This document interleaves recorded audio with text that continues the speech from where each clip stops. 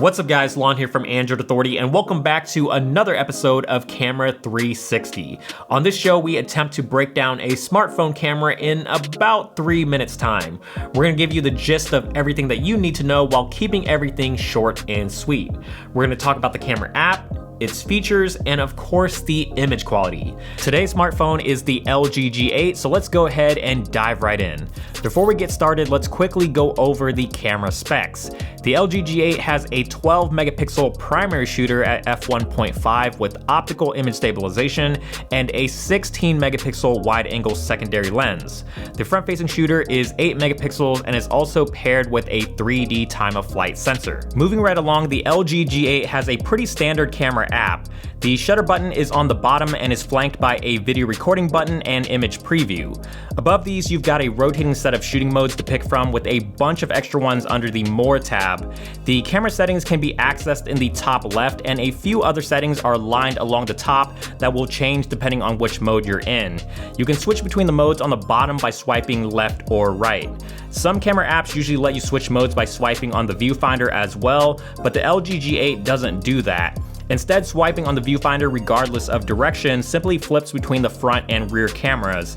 It would have been nice if swiping left or right was reserved for switching camera modes, but minor complaint aside, the app works smoothly. Generally, most smartphone cameras tend to perform well in daylight conditions, but in the case of the LG G8, the camera had quite a few issues. It sometimes was a little off with white balance in certain scenes, and with shots leaning towards a very blue or cold color cast, as you can see in a couple of these examples here.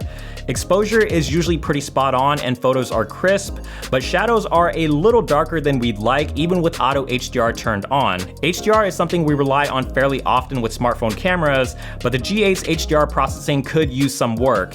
You can still wind up with shots that have a lot of overexposed highlights, and darker areas are underexposed, giving you a lot less detail than you might expect. Color reproduction from the LG G8 is vibrant, but they look a tad artificial and overprocessed. If the white balance is right, the shots still look pretty attractive, but if the white balance is off, well, then you just get an extremely blue looking image. The LG G8 does its best with capturing detail when there's plenty of light. You can still see a lot of texture and detail in the print of these book pages, and if you take a closer look at these meat kebabs, it retains a lot of detail on the chili flakes. Low-light shots do generally look quite nice with fairly good exposure, and colors remain vibrant. It also seems like the LG G8 favors a much warmer white balance in darker situations. Again, you'll really only spot problems like softening and motion blur when you look closer, but the results are good given the circumstances. The LG G8 won't knock your socks off with its selfie photos, but is capable of grabbing good shots with natural colors, good skin tones, and exposure.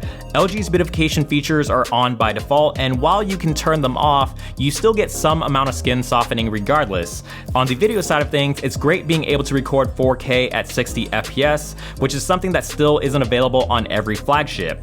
The 60 FPS makes for a much smoother looking video, but you will be sacrificing image stabilization when shooting at these higher settings, which is the biggest downside. Because of that, you'll get a lot of jitters and shakes unless you get some sort of stabilizer like a gimbal. Overall, the LG G8 produces great imagery but trails behind some of its competition, giving it a total score of 7.4 out of 10. If you want to find out why, make sure to check out the written version linked in the description below, which covers the camera much more in depth and provides a more detailed breakdown of the overall score. If you want to see the full resolution images for yourself, we'll also have that linked below as well. Thanks for watching, and we'll see you guys in the next episode of Camera 360.